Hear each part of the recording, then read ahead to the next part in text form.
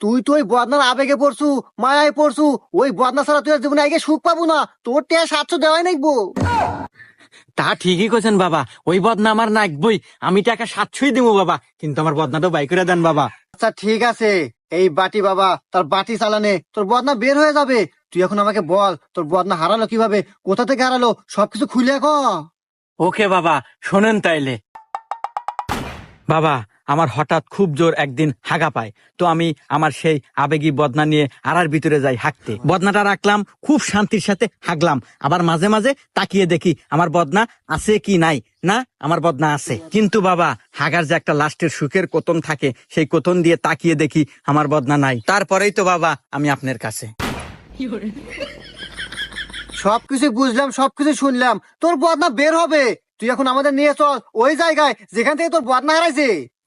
আচ্ছা বাবা, চলেন তাইলে। বাবা রে